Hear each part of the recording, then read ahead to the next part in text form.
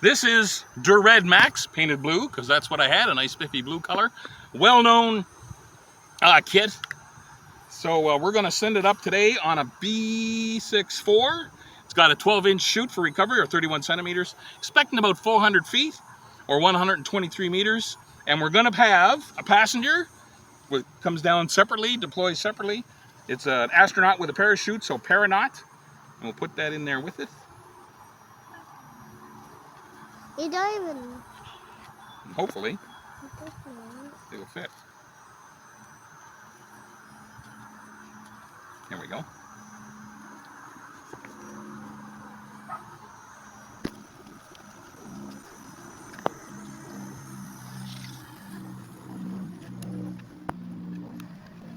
So we'll launch in 5. 4, 3, 2, 1. Launch. There she goes. Nice flight. Holy cow. Right near one of our drones. Nice ejection. Both. You can see Paranaut's got a good parachute going. The rocket kind of using it. Oh, it deploys at the last minute. Nice flight. Paranaut. I lost Paranaut. Oh, there goes Paranaut over there. And there goes the rocket right here. Paranaut's going to drift a little farther, but probably still will stay within the confines of the field. Nice flight. Somebody want to go get Paranaut over that way?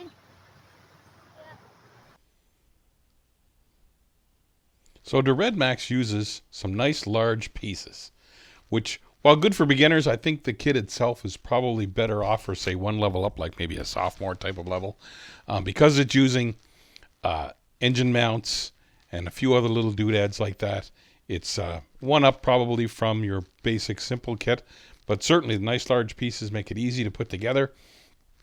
I took some slight liberties with it. As you can see, I used some Kevlar twine instead of the standard Estes 3-fold holder for the shock cord. Here is kind of a spiffy little thing, a little mount for marking off where the lines go, and then of course the engine mount and the launch lugs. I use the standoffs because I don't like the body rubbing against the launch rails. And again, more sanding and mounting with glue. Really spiffy looking 18-inch parachute. And then, of course, getting the line and the shock cord together correctly. Kit went together very well. Highly recommended. Thanks for listening.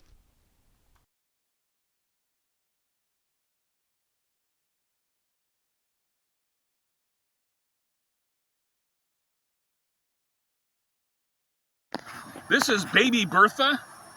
We're going to send it aloft first on an A83. It's got a 12-inch chute, which is 31 centimeters. Expecting about 300 feet or 90 meters in accordance with the instructions. This first flight is for comparison with an A10-3T, a mini engine that we're going to put in after this flight, with an adapter that we've created ourselves, and to be able to see how that was built at the end of the video.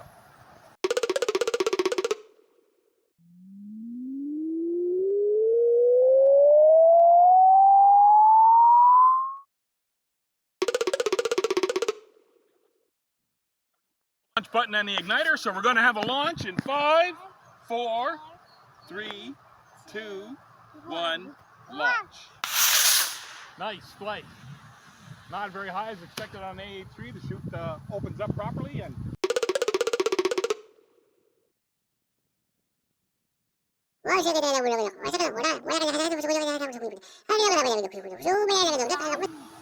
so we're going to add, or excuse me, we're going to put in an A8, or excuse me, an A10-3T. You want it? Can you want to take the engine out of that one? Or do you want me to do it?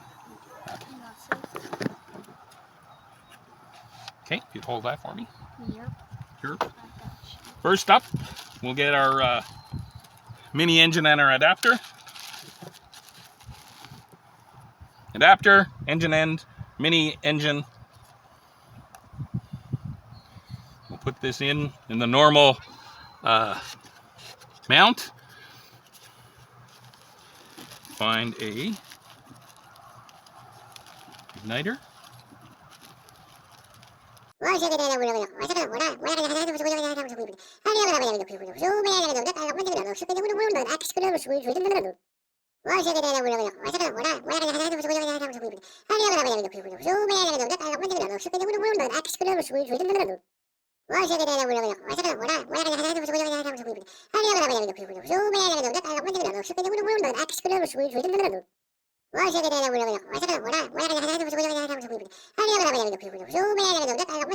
Motor up.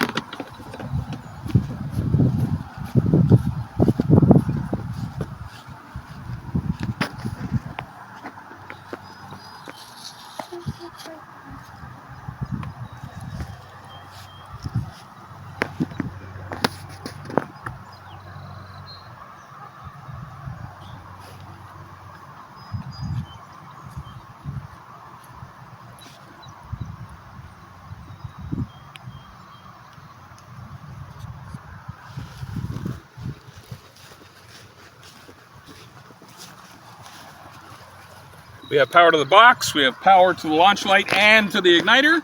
So we'll have a launch in 5, 4, 3, 2, 1, launch. Nice little flight. Didn't go significantly less than 200. Oh, parachute didn't quite deploy, but it acted as a drone.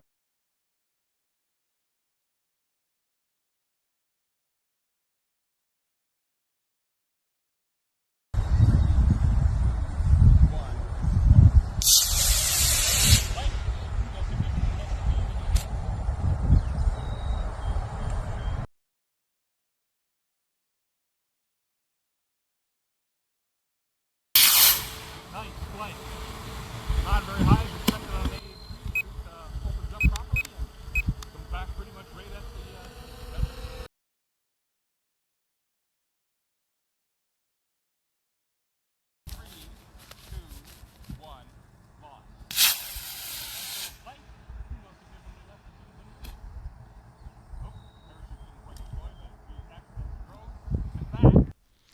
So the test does show that it is valid to undersize some rocket and engine combinations, which is useful if you're in a small field or weather conditions dictate. So what you do is you take a spent engine one size larger than what you intend on using. Here we're taking a D, we've hollowed it out, we put an engine block into it from a regular 18 millimeter engine, and now we've got a casing where we could put, say, a C into a rocket that normally needs a D. To use a Mini, we do the same thing. The only difference is you have to be careful to put the block in the right amount of distance because the 18 millimeter motor is significantly longer than the 13 millimeter. Thanks for watching.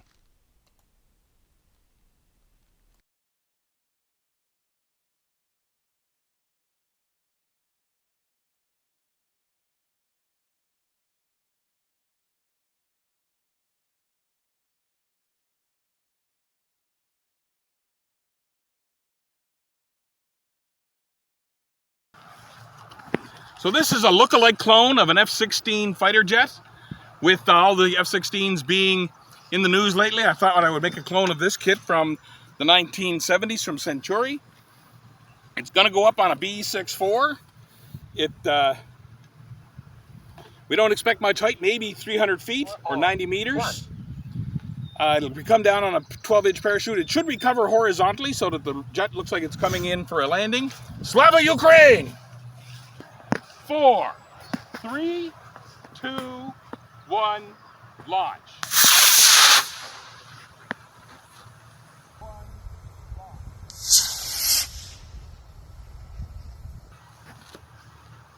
Nice.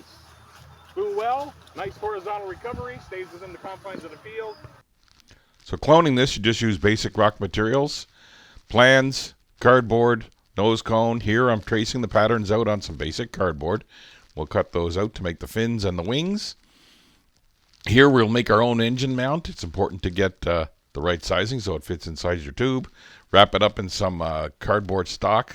I used a 110-pound cardstock. Here we tape it together, make sure the engine slides in and out nicely. Then we'll cut the end off an old cartridge to use as an engine block to keep it inside the tube. Here we've wrapped it all together with some masking tape to keep it all together.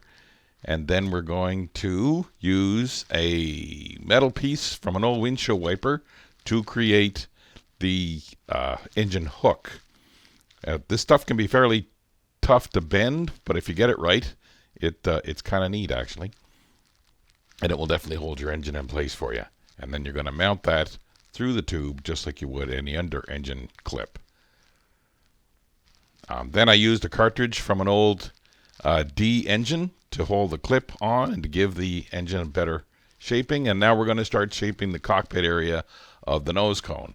Sand that off and put it there. Also, my nose cone was a little short, so I had an extension on the back to fill in there as well. And then to make sure that the engine mount fit inside the body tube, which you see here, I peeled off some of the cardboard and the body tube.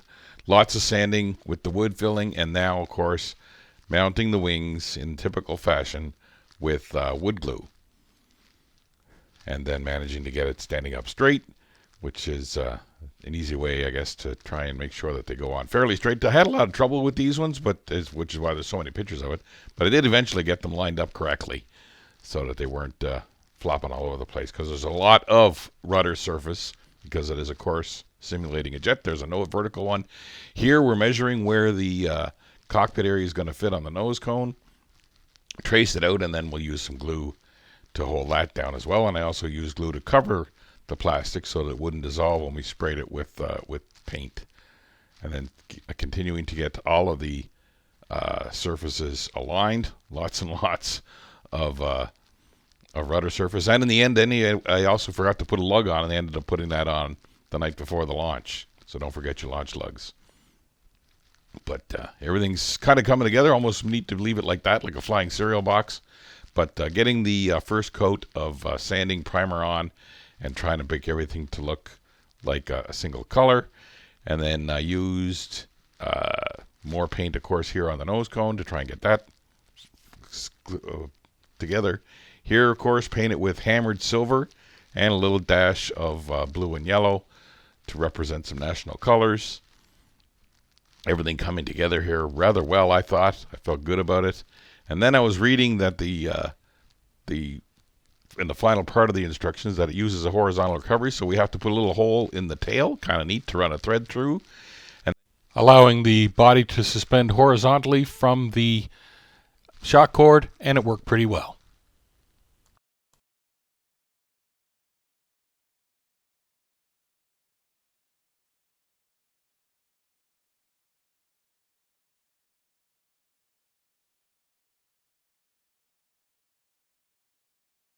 This is an Estes AstroCam. It has a camera on board. We're going to send it up today on a B6-4, hoping to get some nice onboard film. So I've got a 15-inch, actually, about a 40-centimeter parachute in there. Again, the weather about 30 degrees, not a cloud in the sky.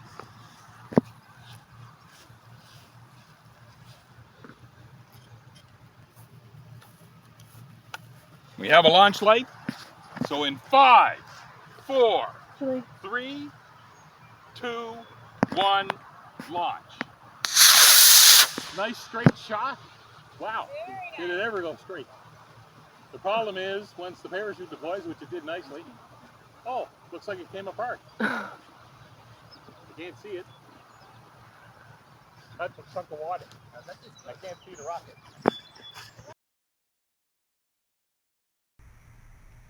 We have a launch light. So in 5, 4, 3, 2, 1, launch.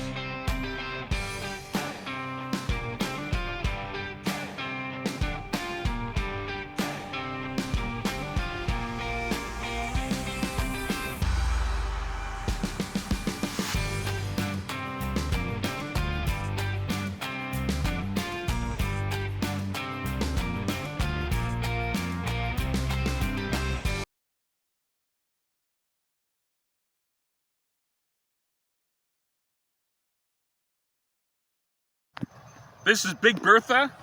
Has an 18-inch chute for recovery. We'll send it up on a B64. We're also going to send up 2 passengers today with it. One is Parachute Panda. The other one is Paranaut. So we'll get ready to send it up.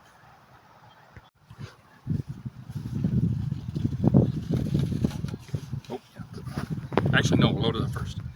Hold that like that. Okay, we're going to put Parachute Panda on board. And a girl, and then we're going to put the Paranaut. I got that one backwards. Oh well. Can't get it out now. We'll see how it goes. 2 passengers in Big Bertha in 5, 4, 3, 2, 1, launch. Nice straight flight. There she goes, kicking over. Chute blew off, but didn't blow anybody out. Yup. So as you can see, we did a bit of a lawn dart. The Paranaut didn't come out at all. That's why I kind of meant to put him on the bottom. He separated from his chute. Let's see if Parachute Panda survived. Bunch of crud. I guess the lesson learned is that we can't do 2. Well, at least she survived.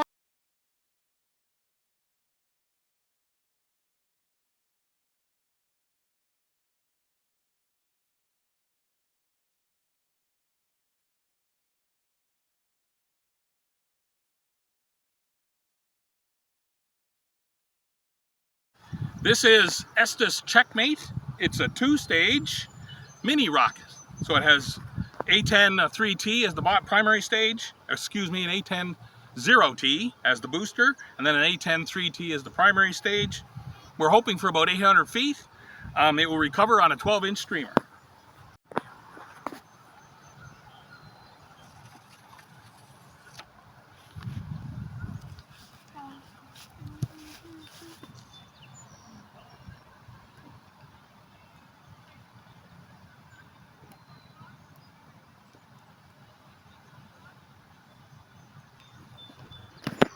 We have a light in 5, 4, 3, 2, 1, launch. Nice. Went straight up. Here comes the booster stage down here, and I can see the rocket coming down on the streamer drifting way over that way. And it is probably going to land up in the trees, maybe if we're lucky at the edge of the tree line. Mind you, this is going, it's coming down nicely. Nicely in the trees.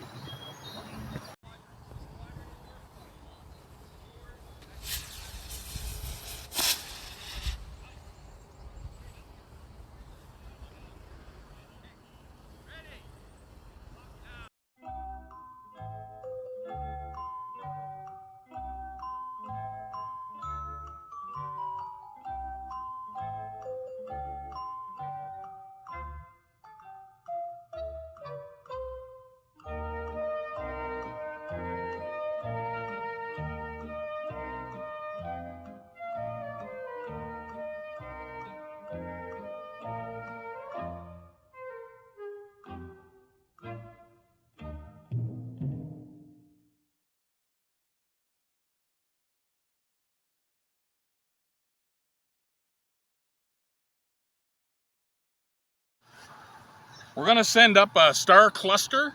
It's a home-built rocket, foam nose cone, self-rolled tubed, cardboard fins. I like to do a standoff so that the launch rod doesn't rub against the body. And of course the cluster rocket, which means it's got 2 in it. We haven't tried that before, so this is something new for us. And they are minis, A10 3Ts. So we don't know and don't want to get a whole bunch of height for our first experimental one, and it'll come back on a 12-inch chute. And he's healthy. That's what he said. You were keeping him healthy. Right. So, and he has a lawyer. So, he needs good care of the lawyer. Because he actually is a lawyer. Want to push the nose cone down just a little bit? I can keep it white. There we go. 5, 4, 3, 2, 1, launch. Both clusters ignited, going up nice and straight. There's the chute. Still a little sticky, but oh, wrapped around the body. But otherwise, nice shot.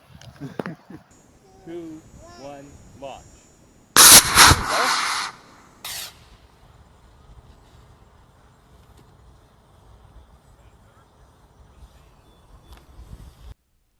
So to start with our mini cluster, we made the engine mounts first because that's the most sophisticated part. We start with 2 engines. We use expended endage cartridges to give us the size and shape when we wrap them up in cardstock. And then we glue the 2 engines together on a level surface so that the mounts themselves are nice and squared up.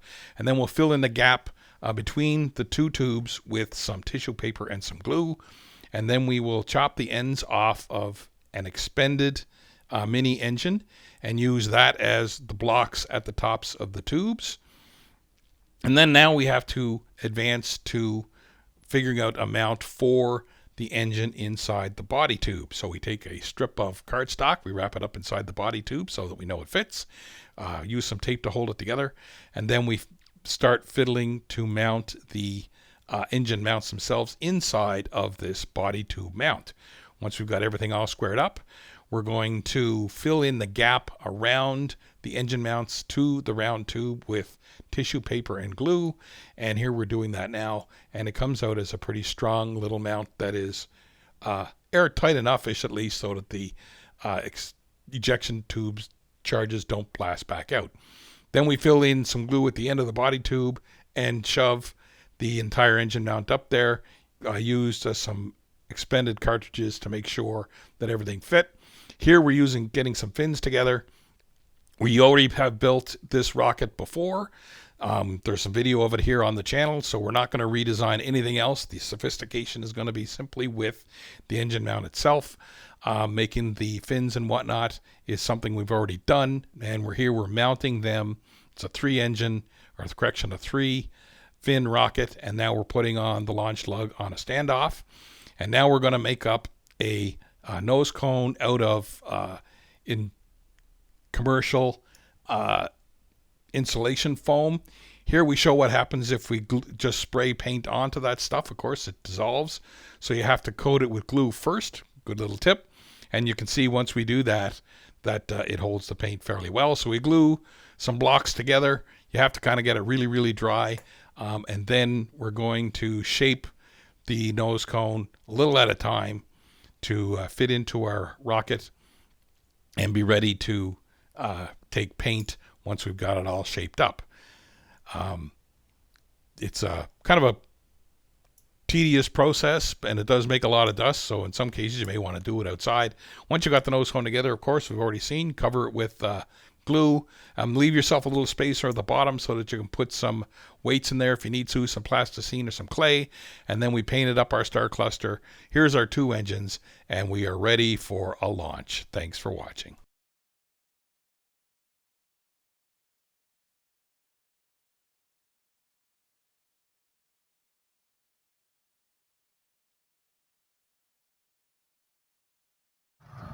This is do-it-yourself Airwolf. It's really got some carbon fiber on it. It's going to go up on 2 C63s. It's fairly heavy. We got an 18-inch or 46-centimeter chute for recovery. We're guessing at 370 feet, but it's just a guess. Hopefully. And it's a cluster. Again, 2 C63s. Hoping for a good flight.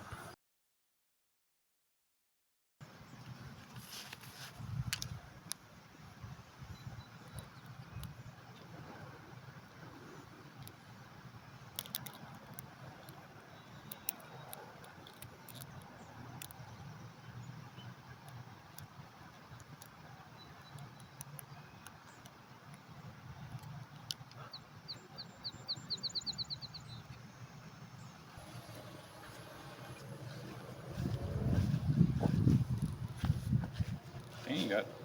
Oops. Got it.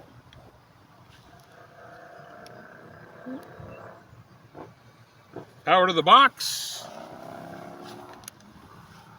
Yep. Power to launch button and the igniter. So a launch in 5, 4, 3, 2, 1, launch. Nice light looks like both. Indeed, it is a heavy one. Oh no. There it goes. Oh, nice deployment, pretty much right back to the pad. Perfect flight. So as we look at our cluster launch from a drone, it's worth remembering, of course, that we needed a 12-volt system to make sure there was enough power to kick off those igniters. And we did it with the big red button and a bunch of stuff we had lying around the shop. Here's the big red button with power going to it, and then power within the system itself with safety lights to indicate when each item gets power, and then of course out to the pad with another light to show connectivity with the igniters. Here's some testing at all 3 stages, and it worked out fairly well. The cost we had was about $35 because we had most of the stuff lying around, and it worked pretty successfully. If you'd like a detailed video on that, please mention down in the comments and we'll put that together for you. Thanks for watching.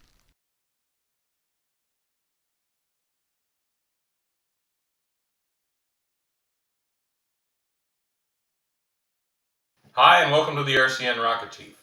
Please like and subscribe so maybe someday I can start getting some revenue from that ad you just skipped past to get here. Today's video is what happens when Granddad is left to his own devices with the grandkids in school and at after-school activities like basketball and singing lessons, but I had a really good idea I just couldn't wait to try. So I flew the Shootist, as a test flight. The Shootist has a 20-inch parachute in what is essentially a clone of Estes Der Red Max, and 2 onboard cameras, one facing aft, one facing forward. I used these little cube cameras I found on Amazon for about $16 Canadian, so basically dirt cheap. And I flew it on a B-64, didn't go very high, but stay tuned to see how the test went.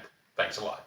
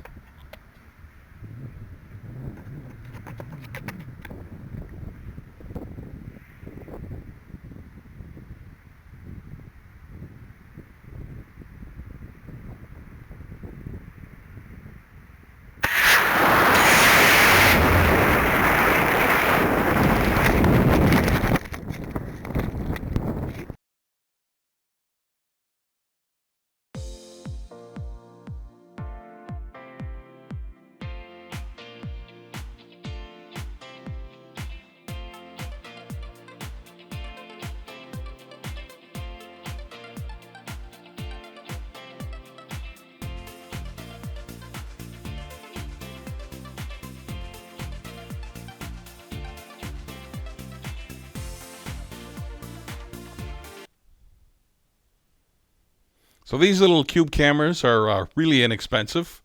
So if you lose 1 or 2, it's not the end of the world. As you can see, they're about 2.5 centimeters square. So it's easy enough to get 2 of them onto a rocket, a fair size body rocket, and I made little carts here for them out of the poly extruded foam insulation, and as you can see, they fit in there nice and tight. The only thing, of course, is that I needed to put little skid skirts here out of leftover balsas, so to keep them from sliding to the side, and then fasten them directly to the body of the rocket to give it that little extra bit of strength, shaping with some wood grain, and then built the rocket with the idea that electrical tape is actually part of the mechanism. So another thing to make sure that they're nice and tight. Thanks for watching.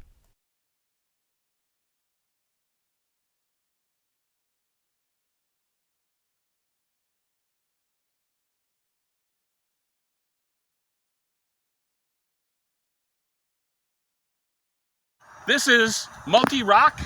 Actually, it's just the first primary stage of a Multi-Roc. It may be Estes' perfect kit for a beginner. So this is part one of a multi-part series where we'll build the various versions of Multi-Roc and send it off and show that this kit can match the skill level of pretty much any new Rocketeer. So this Multi-Roc, we'll send it up on a B64. It's got a 12-inch or 31-centimeter chute for recovery. Expecting in accordance with the instructions about 500 feet, and hoping for a fun flight. Off you go.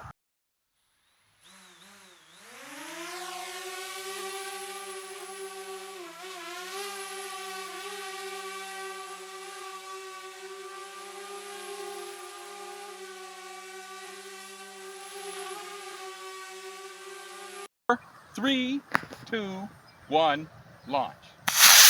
Nice flight. Holy mackerel on a bee. Wow, did that ever go? Nice deployment of the chute.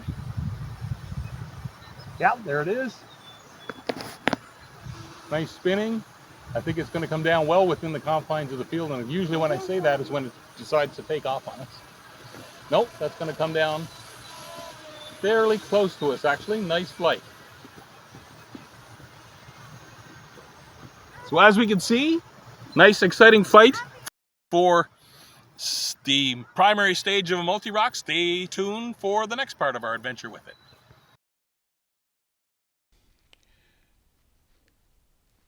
To use Multi-Roc as a single stage intermediate type kit or beginner type kit, what you have to do is set aside the instructions and the material that are required to build it in other ways. So you set aside the booster material, you set aside the glider material, and you build it just as a single stage rocket. Here's all the material that comes in the kit, and then what you need to build it as a single stage rocket. After that, you just use regular model rocket skills to put it together, easily achievable by anybody who wants to just read through the instructions and follow exactly what they say, which is what we did, so that the kit comes together quite well. It is a little more advanced, obviously, than, say, a snap-together kit, but it's important to develop these skills as a model Rocketeer, and they are all contained within the Multi-Roc package as a great beginner's kit. Here we've seen how to do the fins, how to do the rocket mount, how to put those all together, and continuing on with other skills like putting the fillets or fillets along the fin edges to increase the strength. Like I said, we built this one pretty much straight out of the box to demonstrate that it is a great kit for a beginner / intermediate Rocketeer to put together, because it does go together very nicely straight out of the box. The only disappointment is that the kit does say that there is a way to build this kit with just a nose cone without the payload bay. I've built 2 of these. Neither has come with the requirements to do that. You do have to build a payload bay, which is not a downside thing. However, it does mean that in some cases you have to strip the coupler like we had here to make it fit. And then you end up with a nice sport rocket with a payload bay attached. During the launch we just showed, we forgot to take something along to launch with it, so we didn't talk about it. But it does have a nice little payload bay as well. And it does make for a pretty spiffy looking rocket, which again, to keep it fairly stock, we've painted the required colors. and sticking with the decals coming up here shortly. Again, the comes with a 12-inch chute and the typical tri-load shock mount, but a spiffy looking kit. Please join us again when we're going to launch it as a 2-stage with a booster. Thanks a lot. And here are some videos that YouTube thinks you may enjoy that we've also produced.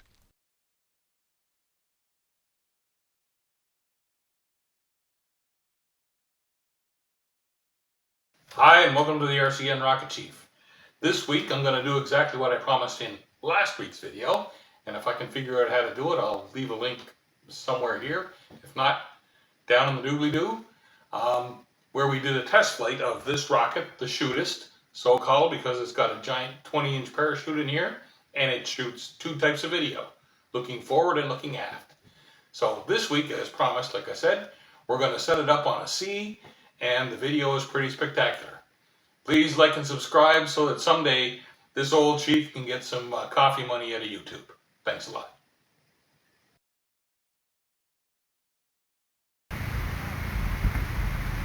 4, 3, 2, 1, launch.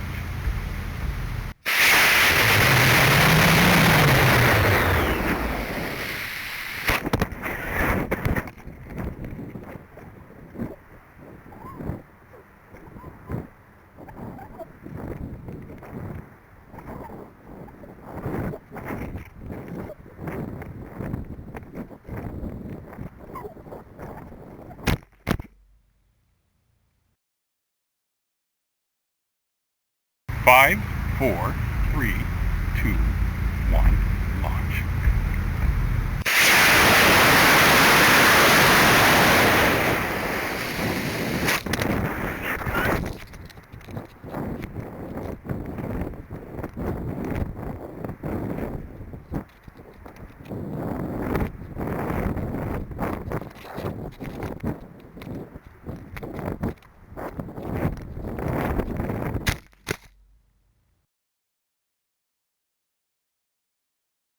4, 3, 2, 1, launch.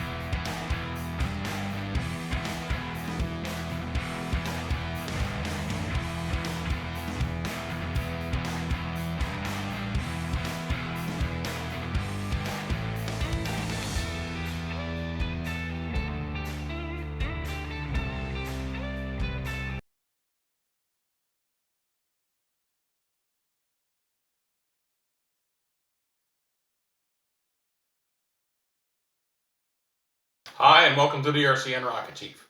Today we'll be flying this model, the Black Brant III. It's actually homemade, but it's a clone of a very famous model rocket and of a sounding rocket made by Canada, so I should have had one long ago.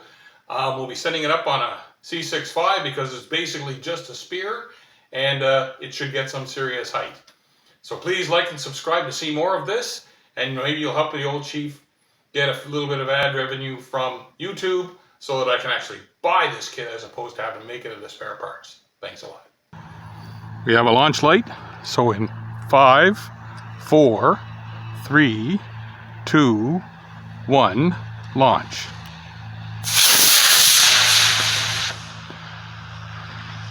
Well, it's certainly weathercocked, and there it goes, and I can't see a thing. It has a long delay on it, so hopefully we'll see something. I see a bit of a glint over this way,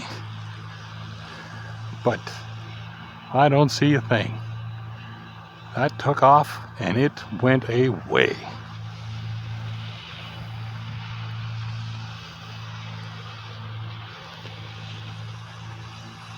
Nothing.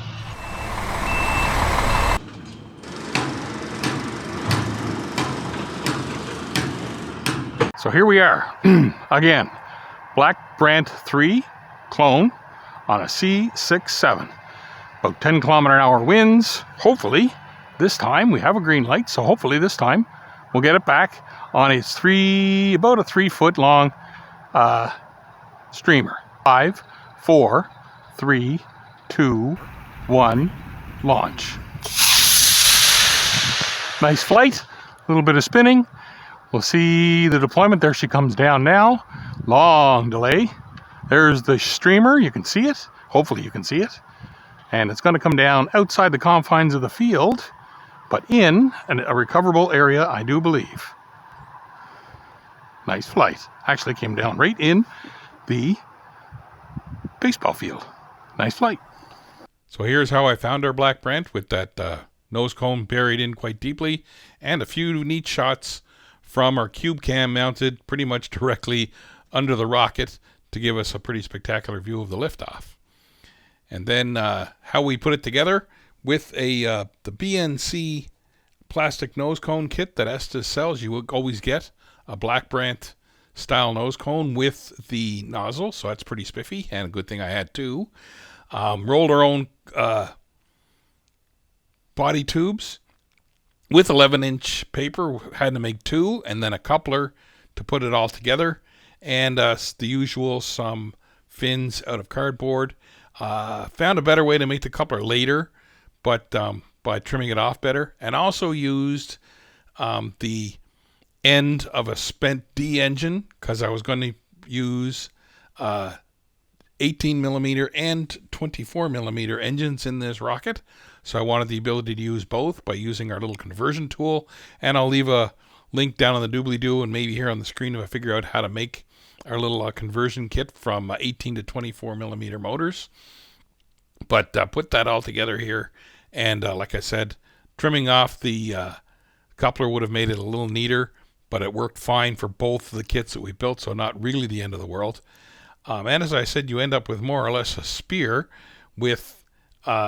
here I'm putting in the block for the D tile, the 24mm style motor, with our nozzle mounted on the end of that, and then we can put the 18mm motor in that mount, so we can launch it on the C, which we've done, or we could do it with a D, which we'll do at some point in the future, and the hero shot. And I had to do some Play-Doh in the nose cone to get proper balance for the rocket so it would fly straight. Thanks a lot.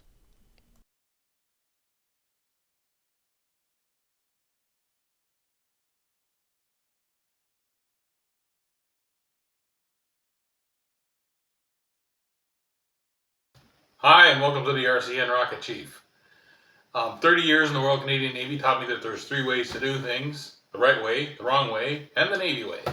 The Navy way is usually right. It just takes a lot longer and it's a lot harder than it needed to be. So when my son-in-law bought a couple of model rockets powered by clusters, I thought I'd get in on the action. But as always, I tackled it the Navy way, and I got it right eventually. But in the meantime, we're going to show you some of the issues I had along the way. And please like and subscribe. Maybe I can afford to do some more clusters with some ad revenue if I ever actually get anything out of YouTube. Thanks a lot.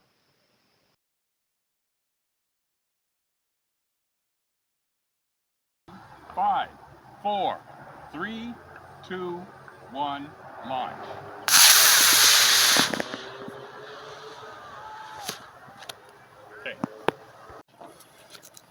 John? So we recovered our star cluster after a kind of a catastrophic landing, and we discovered that one of our 2 cluster engines didn't fire, which explains the low overhead on the late chute.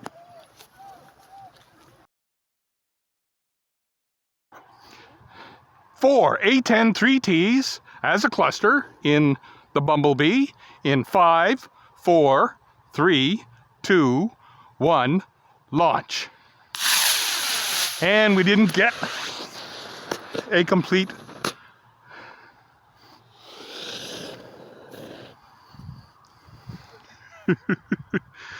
well, that didn't work.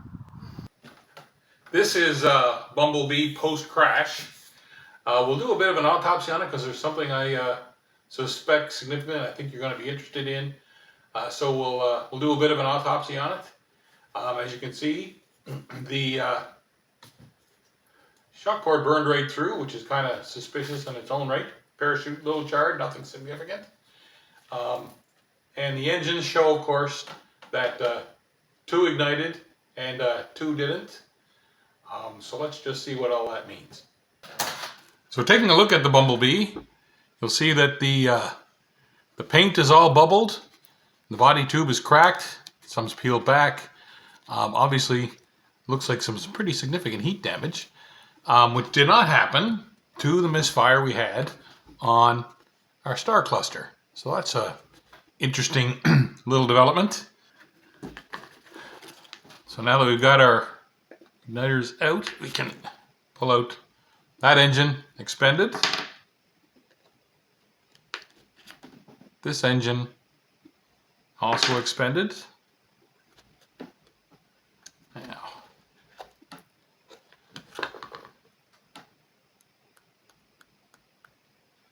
this engine does not appear to be expended.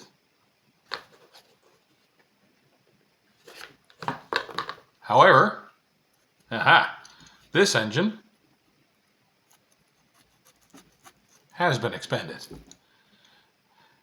Even though it shows the nozzle still in pristine condition, unlike, say, the one that was ignited properly. So what we have here is an engine that was ignited by the ejection charge of the 2 engines that did light correctly.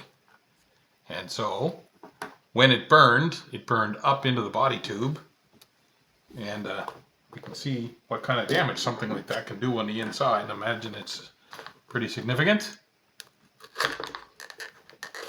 We've certainly seen the bubbling of the paint and the softness of the body tube. Certainly. You feel it here when I'm cutting it, and you'll notice a significant amount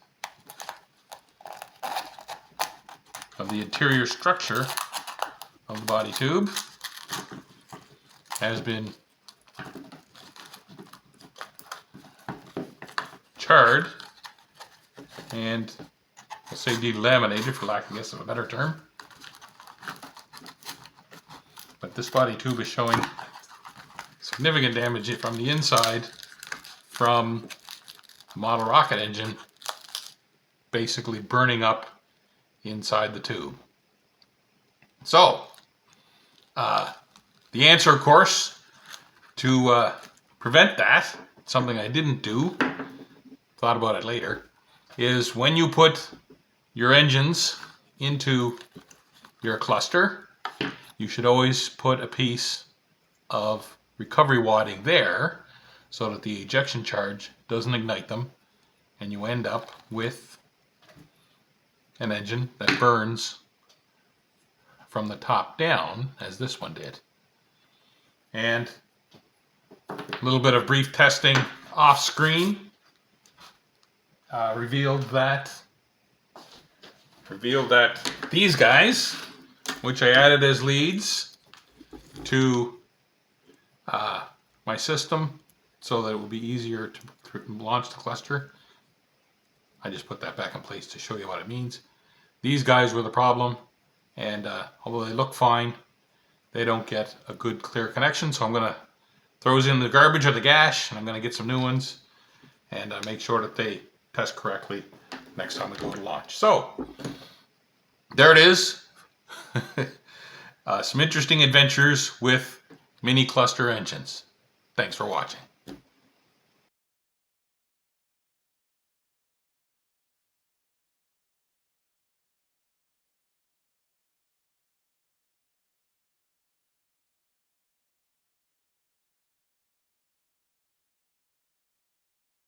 Hi, and welcome to the RCN Rocket Chief. Today we'll be discussing Tazz, which is an Estes rocket kit. It was a lot of fun to build, a lot of fun to fly, because of its unique recovery method. With that, the engine is ejected out the rear when the ejection charge fires at the top of the model rocket's flight. And then when the engine is ejected, it allows two ailerons to kick into place at the trailing edge of the fins, and the rocket basically becomes a lawn dart and spins on its way down. So I've had some really good flights with it. There's a reason that I don't have it here with me, so watch the video. And please like and subscribe. Maybe eventually I can get some ad revenue out of YouTube and I can afford to get a haircut. Thanks a lot. A beautiful fall day to be launching Tazz. It's about 7 degrees, maximum about 10-kilometer-an-hour breeze, and not a cloud in the sky. So stand by for, hopefully, pretty crazy recovery in 5, 4, 3, 2, 1, launch. Spins on the way up. There goes an apology. I got a nice long delay on it, about a C65. There it is there. We can see the engine coming down here. No, that's the rockets coming down there. Very close by. And there comes the engine. Great flight.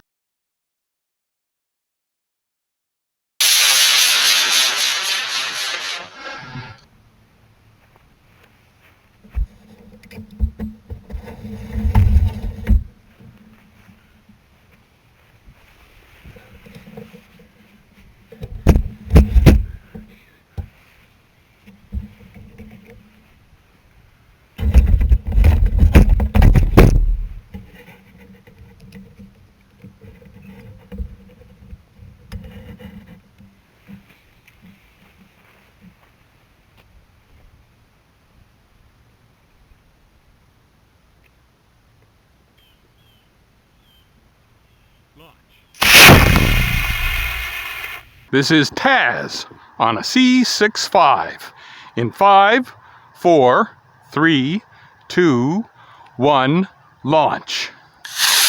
And a nice straight flight. Wow, did it ever go? It's turned over at apogee. It's coming down fairly long. Oh, there goes the engine to our right and the rocket to our left. Neither one of which look like they're going to make it into the confines of the field. Oh, here comes the engine fairly close by. Oh no, that's the rocket. Right down in the stream, the engine going that way, and it's coming down, and it's going to be just in the edge of our field as well. They made it. So my granddaughter and I couldn't find Tazz in the high grass, so I went back, stood from where we launched it, watched the video you've just seen, lined up on that shed, drew a search line, and we walked it, and we just managed to capture Tazz in the high grass. So recovery successful. This time looking for the cool spinning launch on a C67, just because it's a little breezy. Breeze is gusting to 20 kilometers an hour with a steady wind of about 13 in 5, 4, 3, 2, 1, launch. And it KO'd. Wow, what a day.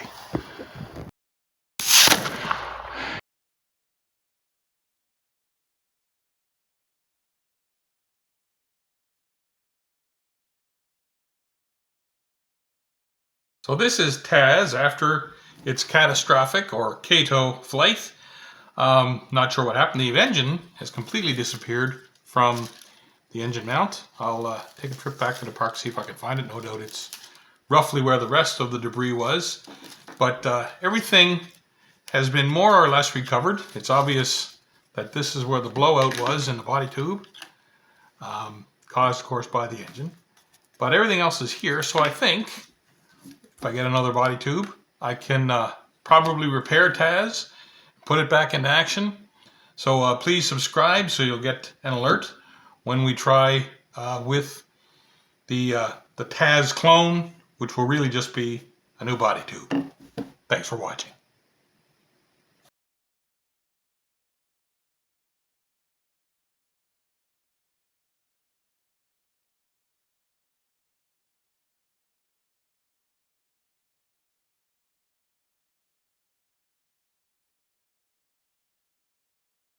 Hi, and welcome to the RCN Rocket Chief. Today we'll be discussing this guy, Estes Stormcaster. It's basically a pound rescue. I bought some items on a local online marketplace, mostly interested in the assorted engines that came with it, and 2 pre-built kits came as well, one of them being this, the Stormcaster, which I refurbished, and what I did to it will be at the end of the video. Please like and subscribe. Maybe eventually I'll get some money from YouTube and I can buy new rockets as opposed to having to buy them off the used marketplace. Thanks a lot. Up next, Stormcaster. Super long delay, so this ought to be interesting.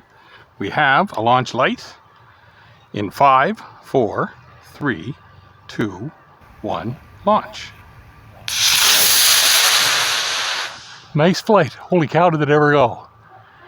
And there it is. You can see it over at Apogee coming down. There's the chute. Now, whether it'll actually come home or not is a whole other set of wheels. It does seem to be drifting slightly this way, which would be nice. I got a feeling that it's going to be a little short of the field, but possibly in a recoverable zone. Glad I really put a small chute on it because that would be a long drift. It's definitely going to be outside the confines of the field. Possibly, and there's a cul-de-sac over that way. Possibly, probably, in somebody's yard. But, Stormcaster, nice flight.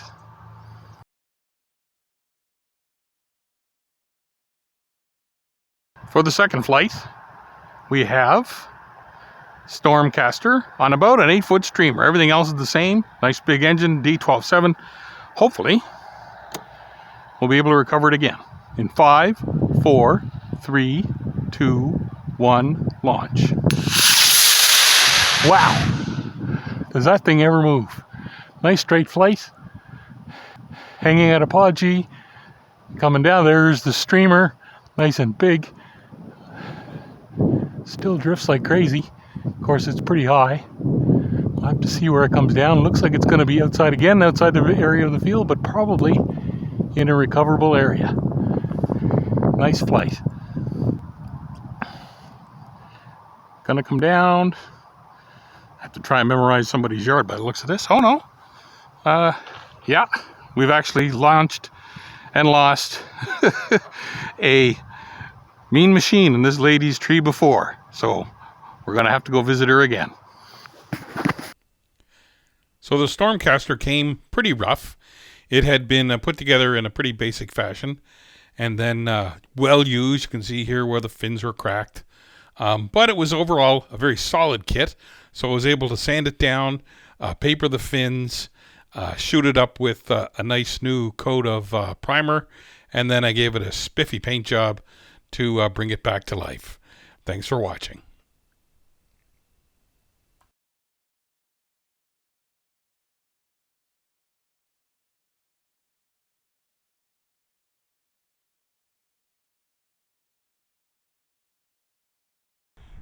This is the Estes Multi-Roc. It's a 2-stage rocket with a payload section. Inside the payload section is a Harry Potter figurine, so he's about to become the first member of Hogwarts to go into space. It'll be going up on a C60 and a B44. We have a light. In 5, 4, 3, 2, 1, launch.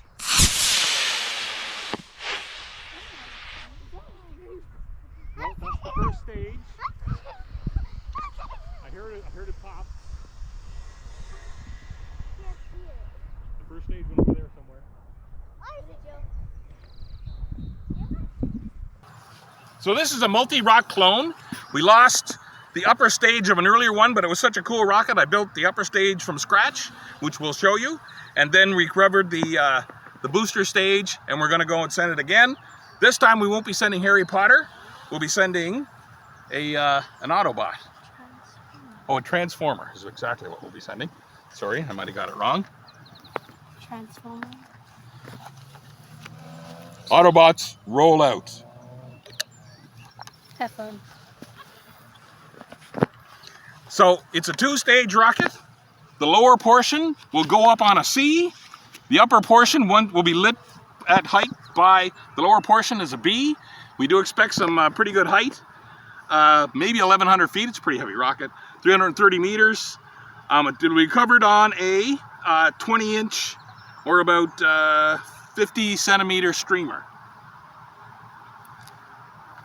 I figure if we send it up on a parachute, we'll never see it again.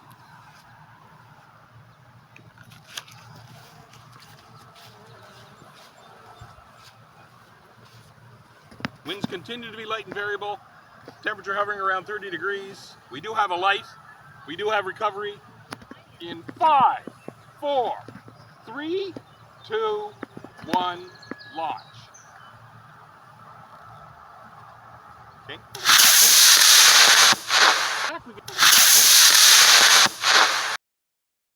There comes the booster stage. Main stage still continuing up. There it goes there. Coming back, we can see the streamer deploy. If we're real lucky, it'll drift back this way, but it does look like it's heading for the enemy center. Hard to say if it's inside the confines of the field or not. It's not. But it does. So this is part 2 of our adventures with the Multi-Roc. We're flying it a little more advanced, of course, as you've seen, as a two-stage rocket, which involves, of course, building the booster. You have to be very careful to get things lined up correctly. And, of course, loading the rocket for flight is a little more advanced. We'll do a separate video at that at some point in the future. But if you take your time and you make sure that everything fits, that includes the couplers, which may need to be peeled so that they will fit inside the primary stage, which we've already built, as shown here. You can make a super kit that will get some spectacular flights, as demonstrated in our 2 launches here beforehand.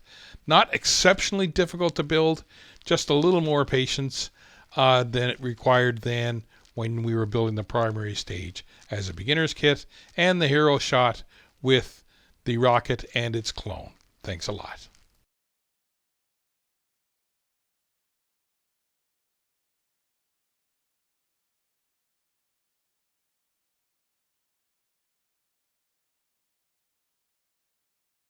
Hi, and welcome to the RCN Rocket Chief. When my brothers and I and my sister, when we were kids launching model rockets, we all had our favorite piece, and my sister's favorite part was the colorful parachutes and the recovery part. So I decided that maybe I would try to go one up on the parachutes and have 2 come out of a model rocket, but in naval chief fashion, I decided to do it the Navy way, which is the right way, but not necessarily the easiest way. So we're going to use the dualist here for this experiment, but we're going to have 2 parachutes come out, but 1 at the midpoint and 1 through the upper part and the traditional part. A bit of a challenge because, of course, when the rocket fires its ejection charge, it wants to just push everything up here. I think I may have solved the problem. Let's go see with the test flight. 1 launch. Oh, model flies nice and straight. Wow, that's gratifying at least. Not very high. Hard to say if we've got the deployment. There is definitely a shootout. That's good. No, it's just the one. And we can kind of see the other one dragging. So obviously we're going to be trying this again. Let's walk over. Yep, take a look. It's close, but not quite. Well, that was pretty close. Let's show you exactly what I'm trying to make happen. And maybe we can come up with a slightly better way to execute it. So of course the idea is that the ejection charge comes up through the body tube, and I want to prevent this chute, the drogue chute, from being pushed up farther into the body tube, which some testing here revealed that's always going to happen if you do that. So what I did was create a baffle at the midpoint. You can see the holes and whatnot there. And the idea is that that just takes away the hot ejection pieces. It also, of course, prevents this little drogue chute from being pushed up further in the body tube. And it's got a nice long Kevlar lead, which allows the parachute to be pulled completely from the body tube. And of course, all of this Kevlar tube also, to some degree, acts as wadding to protect the chute. I also wrap it in one sheet of wadding on its own. Once, of course, it's then in the heading down position, whatever ejection gas is actually mated through that will help push the nose cone off. It's also not on very tight. And then that is with the 12-inch chute, which falls out nicely, and hopefully the speed of descent allows the chute to unfurl. So let's do our second test flight with the C and see how that goes. The Duelist, in our ongoing attempt to make 2 chutes with a drogue and a main without electronics. This time on a C65 in an attempt to get a little more oomph, and maybe it'll work out for us. In 5, 4, 3, 2, 1, launch. Nice straight flight. Model flies great. Way up there. I see at least one, probably both chutes. Looks like we got it.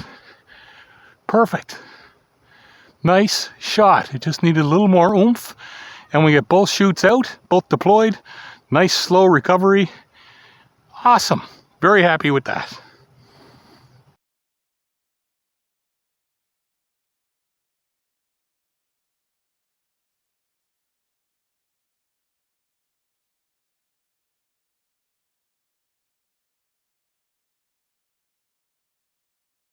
Hi, and welcome to the RCN Rocket Chief. Today, we'll be doing some flights with my 2-stage mini rocket. This actually is a successful result. What we're trying to do is to put a camera on a 2-stage rocket so we can film the separation. Given the small size of my field, I decided that probably should do that with a mini powered rocket. That ended up having some challenges that you'll see in the video. The flights didn't go quite the way I wanted to, but I did get the video I wanted, which is of course the goal in the end. So please stay tuned and like and subscribe to the channel to help support me. Maybe someday I'll get some ad revenue out of YouTube, and I can afford to drive farther to a bigger field. Thanks a lot.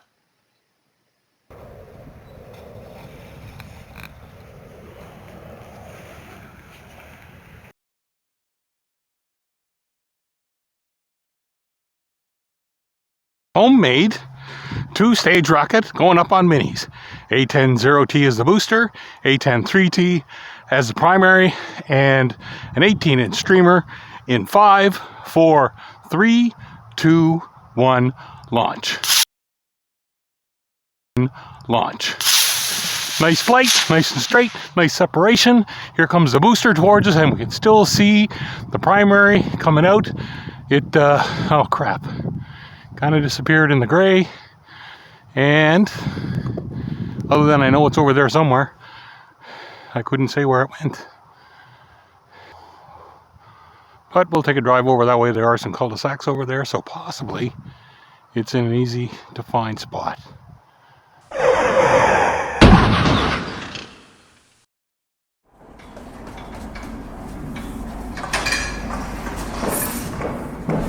Mini 2-stage rocket, powered by an A10-0T as the booster, and an A10-3T as the primary.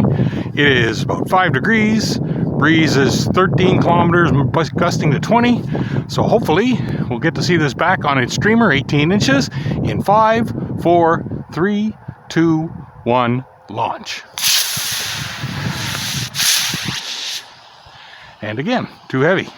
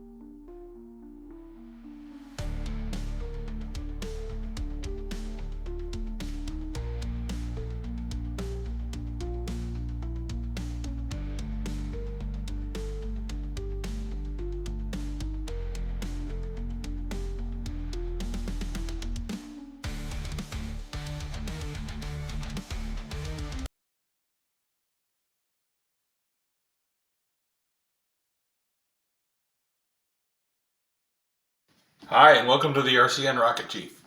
Today we've got something special. A model rocket kit long out of production, and I'm excited to get it. The supplier says that the package has been opened, but that it's complete. So I'm pretty excited to see what we've got. Let's take a look.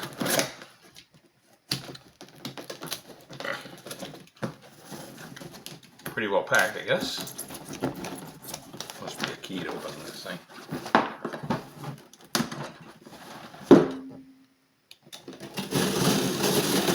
Got it there. If all else fails, we use the Brent force method. There we go.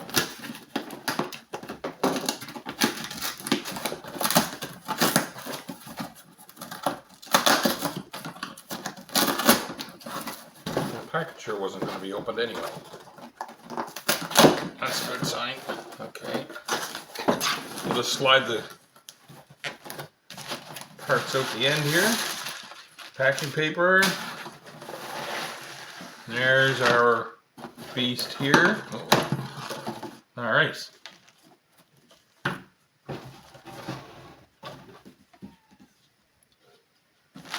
Sticker from the supplier. Estes catalog, and this is what we've got. The card, long out of production, the Star Wars Flying Model Rocket TIE Fighter. Outstanding.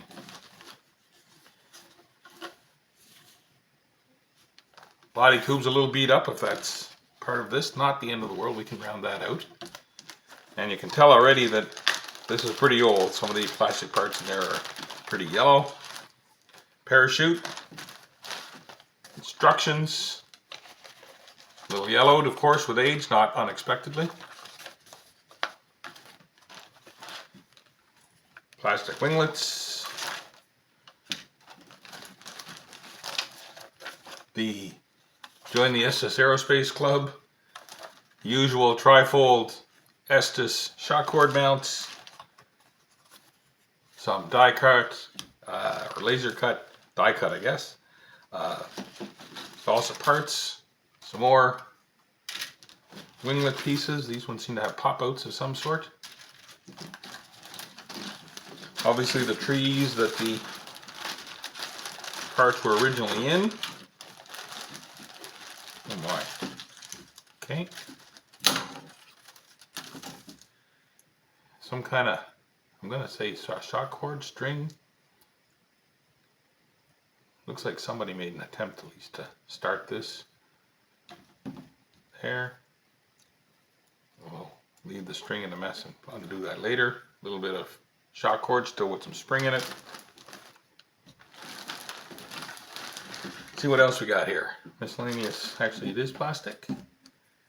Yeah. More of those plastic funky parts. The cockpit, that's pretty slick.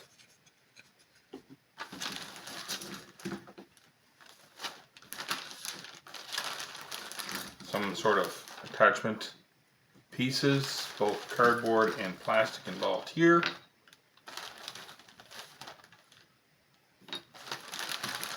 More little body parts, more of that plastic stuff, punch lug. Couple of pieces made of metal here. Little screw, engine block, little balsa nose cones, more plastic parts, and an island. So there it is. So what we got today, the Star Wars Flying Model Rocket Kit TIE Fighter. Please come back. We'll be flying and fabbing this one in the near future, and you won't want to miss it. Thanks a lot.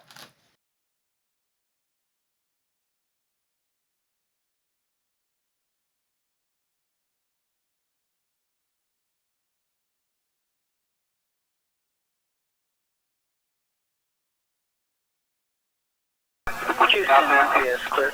Loud and clear. In the suspicious person, 4423 live, we'll get them all station. On the intercom. I guess an C7? Yes, ma'am, we'll be clear. clear, and 233 will be clear on the N4. Fire coming in, point 3.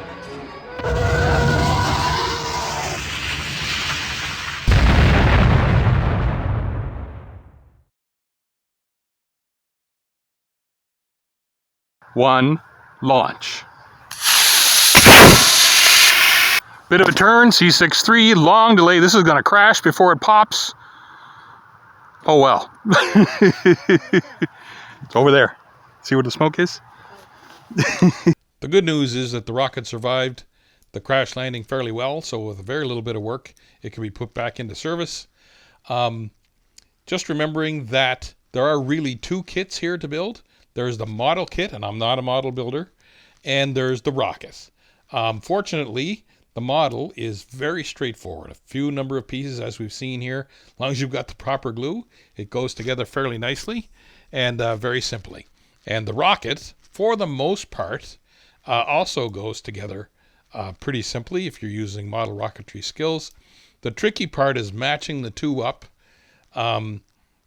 because it's got to have that long body that they have decided that is necessary for the rocket to fly. So I made a few small changes here. I added some papering to the fins. I added some Kevlar line to make an individual shock cord. But it all went together fairly well. Like I said, the tricky part is right here when you're trying to match up the rocket and the model. And that can be a little frustrating, but it did go together.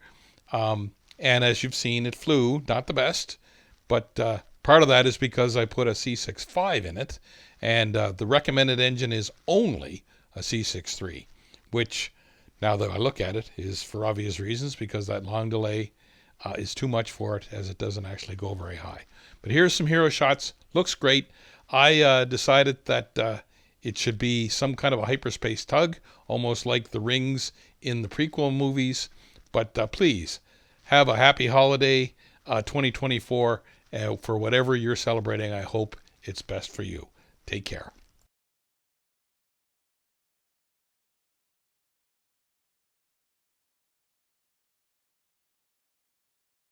Hi, and welcome to the RCN Rocket Chief.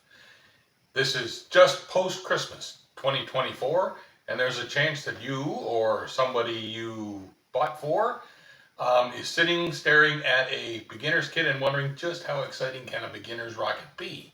So today we're going to take a look at a couple of flights from an older beginner's kit, the Goliath and the Spitfire, and the flights are pretty cool. Mind you, I did stick some C65s in there to make sure that they really went. And please like and subscribe so I can get to the magic number where YouTube will give me a little bit of ad revenue and I can kind of get out of the beginner kit business and get on to something a little more advanced. Thanks a lot. There should be two there, honey. Oh, there is, yeah. There we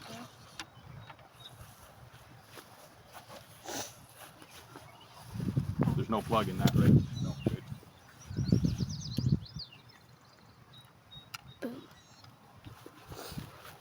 Okay. 3, 2, 1, launch. I think that's going in the parking lot. No, it should come back. Yeah, beautiful. Nice shoot. Great flight. Chute didn't completely deploy, but it's coming right back to the pad by the looks of it. Awesome, awesome shot.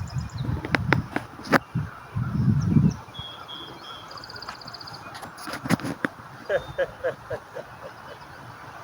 don't get much better than that. No, I don't have the camera. No, I don't have the camera. Okay. I got a camera on the launch pad as well.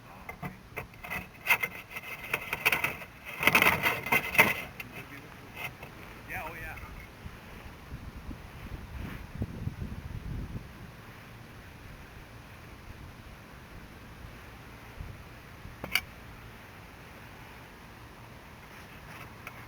This rocket will be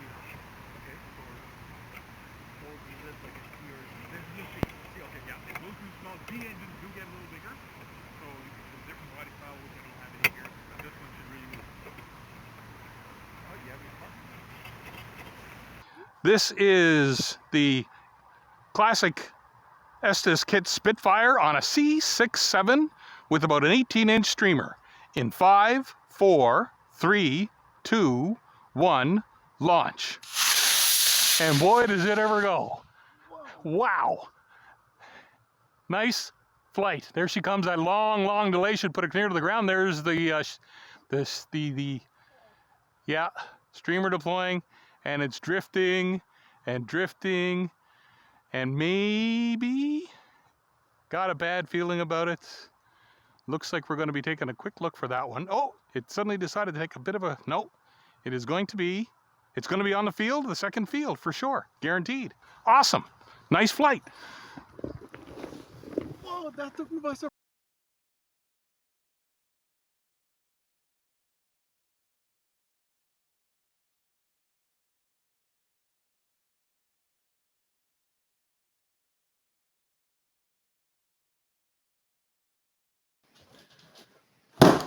Another package from my supplier. Let's see what we got today.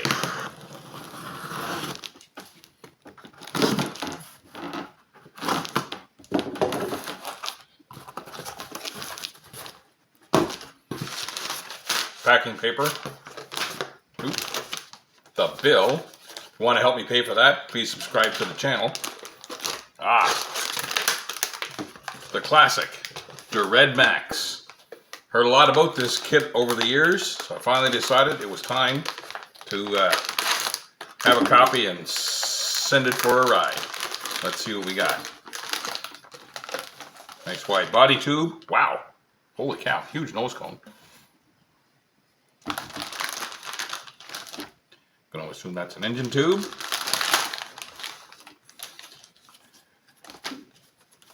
Instructions. The appropriate card.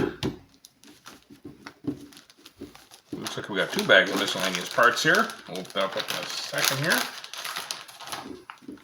The big bag of miscellaneous parts consists of, I see.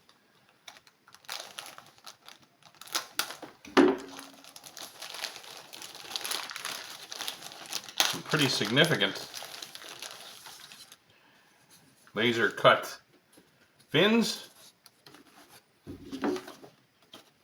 a selection of the classic Der Red Max decals,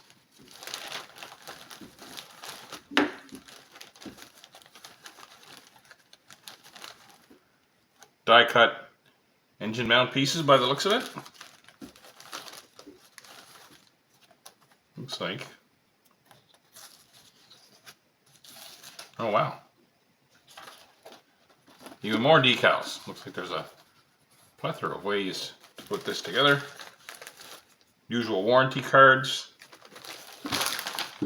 And then the small bag of miscellaneous decals. Or excuse me, miscellaneous parts. Got decals on the line now. The typical Estes trifold shock cord mount. Take a look at this in a second. Speaking of which, the appropriate shock cord. Engine clip. Looks like a holding ring for the engine clip. I'm going to call that an engine block. And a couple of launch lugs. And here, obviously, is the parachute. I've heard a lot about this, so we're going to take a look.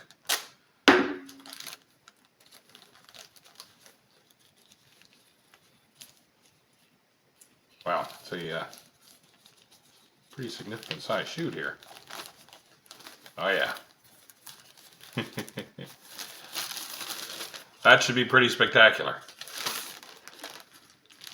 I usually cut a hole in the center to spill, but I don't think I'm going to on this one. I'm just going to have to bite the bullet and hope it doesn't drift out of our launch area. Nice looking kit.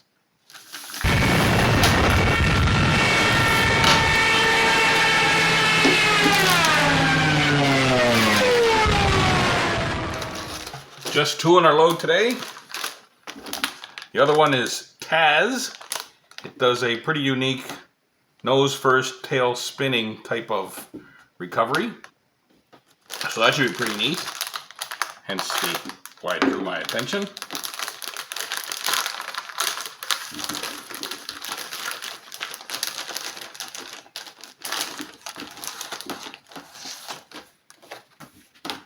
The card.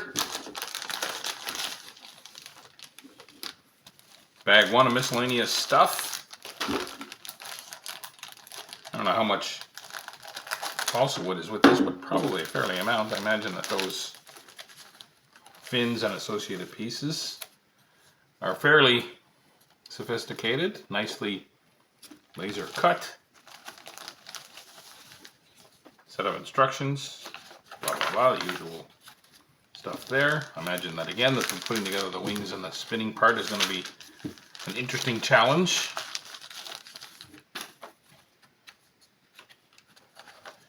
Tazz decals, the usual protective layer, and maybe just there's a glossy side to that. We'll have to see obviously in the instruction what that's all about. Body tube with pre-cut holes. I'm gonna guess that the nose cone goes on this end, but interesting body tube choice there instantly right off the bat. Oh, wow, 2 bags of miscellaneous parts. First bag of miscellaneous is pretty standard. We'll take a look at those first.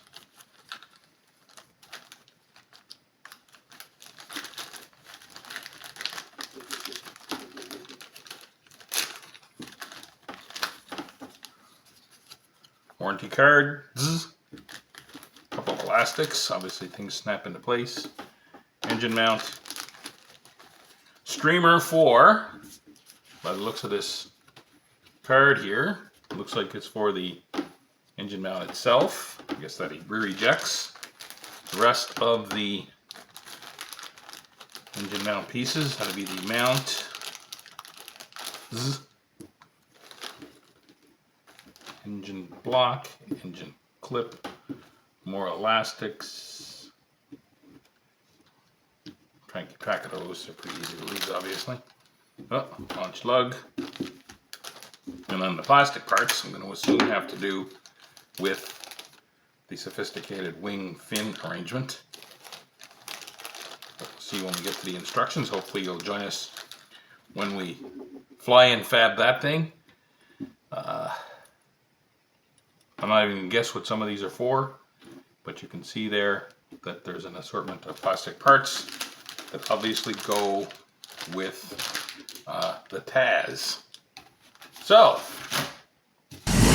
nice kit. Looking forward to that. So 2 awesome looking kits today. The classic Der Red Max and the looking forward to it kind of challenge of the Tazz. So please subscribe to the channel to get notification when we'll be fabbing and flying these great kits. Thank you.